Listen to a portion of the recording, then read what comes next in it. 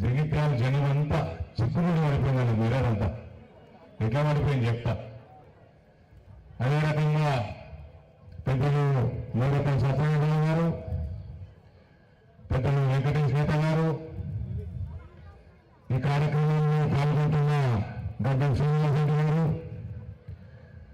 అదే రకంగా జగిత్యాల జిల్లా నియోజకవర్గ నాయకులందరికీ ప్రత్యేకంగా ఇవాళ భారతీయ జనతా పార్టీ కుటుంబంలోకి విచ్చేసిన కొండ లక్ష్మణ్ గారికి, కొండ అరుణ లక్ష్మణ్ గారికి, పుప్పాల శ్రీనివాస్ గారికి మరియు వారితో పాటు బృందానికి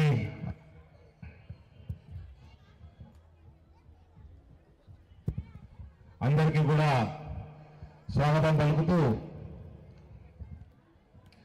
మీరందరూ ఉండకోటేసారు మన అసెంబ్లీలో. సోదరికి బాగానే వేసారు, 50,000 దాకా ఓట్లు వేసిండ్రు. కానీ గెలిపించిన వాళ్ళని ఏ పార్టీని గెలిపించారు? ఇవాళ ఎమ్మెల్యే ఏడుగుడు, మీ ఎమ్మెల్యే వాళ్ళు ఏ పార్టీ వాడు ఎవరికైనా తెలుసా? ఆయన బీఆర్ఎస్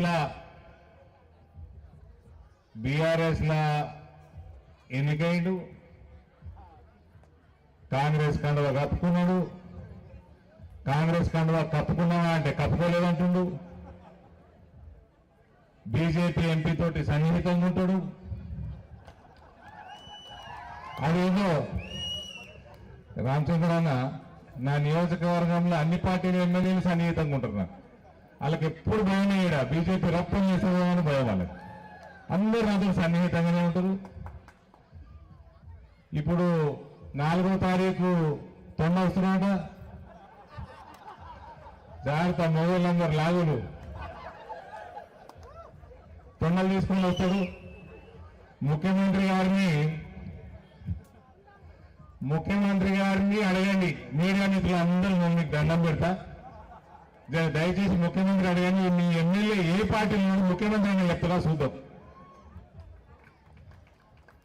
ఈ అయిపోయిందా నా చిక్కుముడి? ఇది ఆలోచించి నాకైతే మీ ఎమ్మెల్యే ఏ పార్టీలో తెలుస్తలేదు, ఉంటాడా లేదా కూడా తెలుస్తలేదు. మళ్ళీ ఈ మధ్యనే తెలుస్తుంది, నాకు ఇవాళ తెలిసింది. మా సోదరుడు ఒక ఆయన డాక్టర్ చంద్రశేఖర్ గౌడ్ గారు కూడా నిలబడుతున్నారు కదా, ఆయన కూడా టికెట్ అడుగుతారు రేపు కాంగ్రెస్ పార్టీని.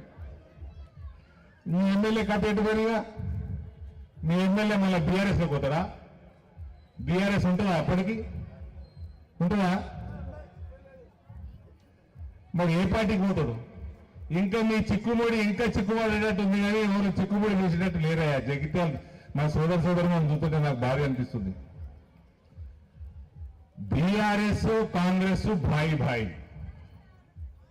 బీఆర్ఎస్ కాంగ్రెస్ భాయి. కేసీఆర్ కి నోటీసులు, కేటీఆర్ కి నోటీసులు, సమయం వృధా, పైసలు దొబ్బుడు. రేవంత్ తొండ ఏడుస్తాడు, పైసలు తీసుకుంటాడు, తొండ ఏడుస్తాడు, పైసలు తీసుకుంటాడు. ఆ కేసులు ఎటు తేలవు, బెదిరించుడు, సంచులు తీసుకున్నాడు. తర్వాత 2-3 సంవత్సరాల తర్వాత సిబిఐకి అప్పచెప్పుడు. ఇది కాంగ్రెస్ వాళ్ళు చేస్తున్న పని. అట్టిట్లు చేసి ఇప్పుడు సోదరి మాట్లాడింది. ఈ మధ్య మన దగ్గర మున్సిపాలిటీలు ఉన్నాయి, మన నియోజకవర్గంలో పార్లమెంట్లో అన్నిటికంటే ఎక్కువ నిధులు కేంద్రంకి వెళ్ళి వచ్చింది జగిత్యాలకు వచ్చింది. కానీ మా కర్మ ఏంటంటే మేము ఎంపీలను పోయి కొట్లాడి పైసలు తీయగలుగుతాం, కానీ అది వాటితో పని చేయించేది రాష్ట్ర ప్రభుత్వం. వీళ్ళు కమిషన్లు మింగుడికే సరిపోతున్నారు. కమిషన్లు మింగుడు, అటు ఆ పార్టీలు ఉన్నప్పుడు కమిషన్లు మింగుడే, ఆ పార్టీలో గెలిచి ఈ పార్టీలకు వచ్చి కమిషన్లు మింగుడే. ఇక్కడ పనులు మాత్రం ముందుకు సాగుతలేవు. డబ్బులు కేంద్రానికి వస్తున్నాయి. ఇంకా మున్సిపల్ చైర్మన్ ఉండే సోదరి శ్రావణి మున్సిపల్ చైర్మన్ ఉండే చాలా సంవత్సరం. ఆయనకు అన్ని ఐడియా ఉన్నాయి. డబల్ బెడ్రూమ్ అన్న కేంద్ర ప్రభుత్వం ఉన్నాయి, అన్ని నీళ్లు కూడా వస్తలేవా? నీళ్లు మూసుడా? కరెంటు లేదు, నీళ్లు మూసుడు. మళ్ళీ అది ఎవరు కట్టించడండి? ఇదే ఎమ్మెల్యే కట్టించడు. ఇప్పుడు ఇదే ఎమ్మెల్యే మళ్ళీ ప్రభుత్వం ఉన్న పార్టీలో ఉన్నాడు. మళ్ళా ఓటు అడుగుతానికి వస్తుంది. ఏ పార్టీకి ఓటు అడుగుతాడండి ఎమ్మెల్యే? తొండగుర్తుకా?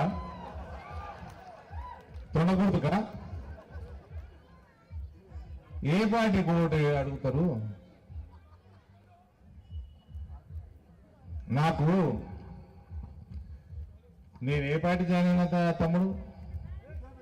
నరేంద్ర మోడీ నాయకత్వంలో భారతీయ జనతా పార్టీ జాయిన్ అయ్యింది. నాకు కాంగ్రెస్ పార్టీ జాయిన్ కావాలంటే సోనియా గాంధీ నన్ను ఆహ్వానించదా? రాహుల్ గాంధీ, ప్రియాంక గాంధీ కాదు, సోనియా గాంధీ ఆహ్వానిస్తుంది. నన్ను చాలా రెడ్ కార్పెట్ ఆహ్వానిస్తుంది, రెడ్ కార్పెట్ వేసి. కానీ పోయినామా? మనకు సిద్ధాంతం, మనకు చీము నెత్తురు, రక్తం మరుగుతుంది. కొన్ని విషయాలు అయితే దేశంలో జరుగుతూ ఉన్నాయో, కాశ్మీర్కి వెళ్ళి కన్యాకుమారి దాకా, ఇటు జగిత్యాలకు వెళ్ళి అటు బోధన్ దాకా కొన్ని విషయాలు హిందువుల మీద జరుగుతున్న అఘాయిత్యాలు గురించి వింటా ఉంటే రక్తం మరుగుతుంది. కాబట్టి మనిషి పుట్టినాం కాబట్టి భారతీయ జనతా పార్టీని జాయిన్ అయ్యాను.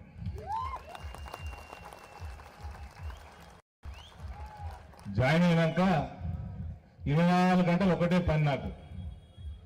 కమలం పువ్వు ఎట్లా పెంచాలి. ఈ ఎక్సర్సైజ్ లో భాగంగా ఇగో ఈ సోదరిమణిని 9 నెలలు బతిమలాడితే ఆమెని మెచ్చుకుంటా, ఆమె డైనమిజంని మెచ్చుకుంటా, చిన్న వయసులో మున్సిపల్ చైర్మన్ అయి భారతీయ జనతా పార్టీ సిద్ధాంతము మేము మాట్లాడంగానే 2 సంవత్సరాలు ఇంకా టెన్యూర్ ఉండనా మీకు? 2 సంవత్సరాలు ఇంకా పదవీ కాలం ఉండగా రాజీనామా పత్రం పడేసి కాషాయం కోసం, హైందవ ధర్మాని కోసం నరేంద్ర మోడీ నాయకత్వాన్ని నమ్ముకొని భారతీయ జనతా పార్టీలోకి వచ్చి కష్టపడి పనిచేస్తా ఉంది. పార్టీని వహిస్తా ఉంది, రేయింబగలు పనిచేస్తా ఉంది.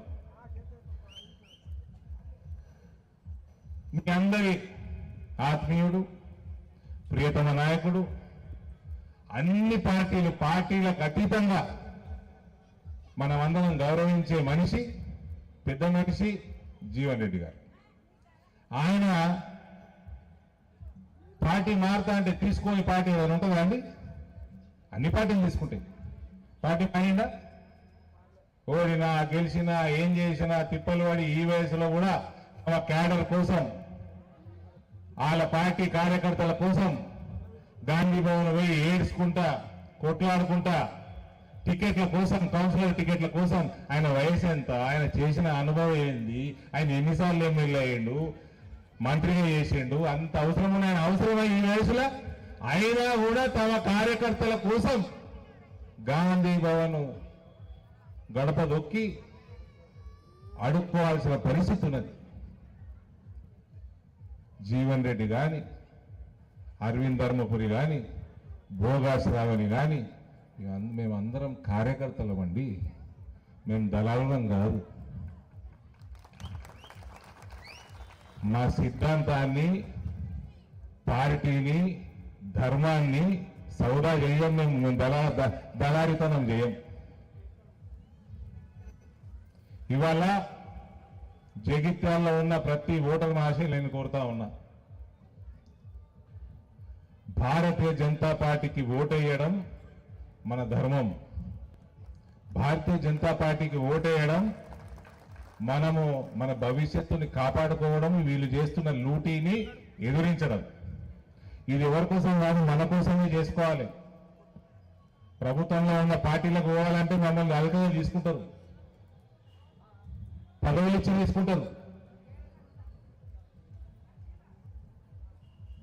ఇవాళ కొరుట్ల ఉన్న కారు మీద దాడి చేసి అద్దాలు వల్ల కొట్టిండ్రు, బాల్కొండలో అద్దాలు వల్ల కొట్టిండ్రు, ఆర్మూరులో నా మీద దాడి చేసిండ్రు, నిజామాబాద్ రూరల్లో దాడి చేసిండ్రు, మా ఇంట్లో ఇక్కడ ఆర్మూరు ఇల్లు, నిజామాబాద్ ఇల్లు మీద దాడి చేసిండ్రు, హైదరాబాద్ ఇల్లు, మా ఇల్లు అంతా అల్లకల్లోలం చేసిండ్రు.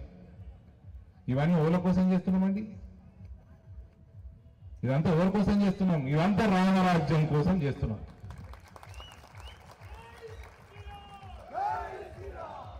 రామరాజ్యం కోసం చేస్తున్నాం. ఈ కొట్లాటలో ప్రభుత్వంలో ఉన్న పార్టీని వదిలేసి భారతీయ జనతా పార్టీలోకి వచ్చింది, నడుచుకుంటూ వచ్చింది భోగాశ్రావణి.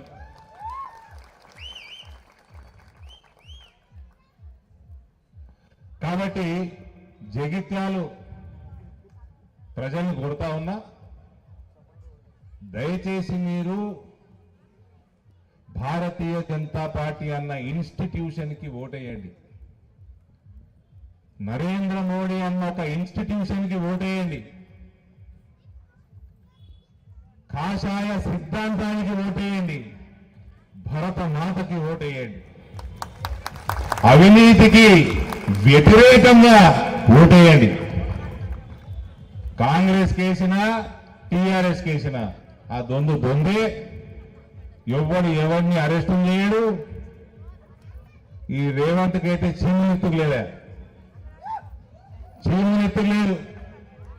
మా ముత్తాత పోలీస్ పటేల్, మా తాత పోలీస్ పటేల్, మా నాయన పోలీస్ పటేల్, నేను తొండల పటేల్. నిన్ను జైలు వేసినా నాయన ఎన్నిసార్లు యాడ్ చేయాలి? ఏడవైంది పౌరుషం? పోలీస్ పటేల్ పౌరుషం ఏది? చీమునెత్తులు ఏది? పైసలు తీసుకొని వ్యక్తిత్వాన్ని అమ్మేసుకుంటున్నావా? ఎన్నిసార్లు రెచ్చగొట్టాలి నిన్ను? ఎన్నిసార్లు నీకు యాడ్ చేయాలి? నువ్వు ఇట్లా ఎత్తుకపోయింది. చిన్నపిల్లగాని ఎత్తుకుపోయినట్టు ఎత్తుకపోయింది. రోజు రాత్రి 2 గంటలకి కాలు కొట్టుకుంటు కింద గాల్లో కాలు కొట్టుకుంటూ పోలీసులు అమాంతంగా ఎత్తుకపోయింది. ఆయన సిగ్గులేకపోయా. నవ్వుతారు. 2.5 సంవత్సరాలు అయిపోయిందా? 2.5 సంవత్సరాలు అయిపోయింది. ఇయ్యాలటి వరకు పోలీస్ పటేల్ గిరి ఏది? పౌరుషం ఏమాయ్? మళ్ళా 4వ తారీఖు పౌరుషాల గడ్డ జగిత్యాల గడ్డ మీద అడుగు పెడుతున్నాడు. అడుగుపెట్టి ఇక్కడ ఎమ్మెల్యే ఏ పార్టీలు ఉన్నారో అడుగుండ్రి. మీరు అడుగుండ్రి. జవాబు కరెక్ట్ ఇస్తే మేము వైదొలుగుతామండి. దీనికంటే పెద్ద ఆఫర్ ఏమైనా ఉంటుందా చెప్పు అన్న? రామన్న క్షమించాలి. జవాబు ఇస్తే, మైకుల జవాబు రేవంత్ ఇస్తే మేము రాజకీయంగా నేను రాజేంద్రరావు అన్న దగ్గర కాళ్ళు వేలు పట్టుకొని నేను అది చేసుకొని వస్తా, త్యాగం చేద్దాం చెప్తాడా? ఏ పార్టీ చెప్పలేని బతికెందుకు రా భయ్ మీకు? ఈ బతుకు జడ ఏ పార్టీ తెలియదు.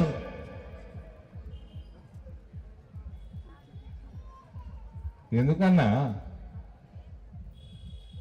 ఒక సిద్ధాంతానికి ఓటేయండి. ఒక మన దేశము మన ధర్మానికి ఓటేయండి. ఐక్యంగా ఉండండి. పరిస్థితులు మారుతా ఉన్నాయి. ఇంకో బంగ్లాదేశ్ చేసుకోకండి, ఇంకో పాకిస్తాన్ చేసుకోకండి. మన పిల్లల భవిష్యత్తు అంధకారంలోకి నెట్టకండి. మళ్ళా ఇవన్నీ మాట్లాడుతున్నాడు అరవింద్ అంటాడు. మళ్ళా 4,000 రూపాయలు ఉన్న పసుపుని 17,000 చేసింది ఈయనే.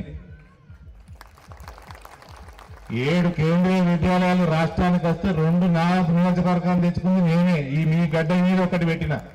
ఈడికెళ్ళి 10 కిలోమీటర్లు ఉన్నది కొరట్ల నవోదయ విశ్వవిద్యాలయం తీసుకొని వచ్చిన. సారీ, మన జవహర్ నవోదయ స్కూల్ తీసుకొని వచ్చిన, రెసిడెన్షియల్ స్కూల్.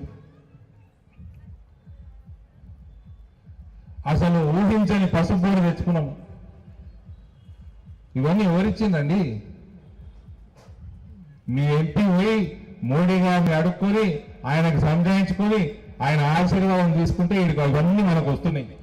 నిధులు వస్తున్నాయి. గ్రామ పంచాయతీ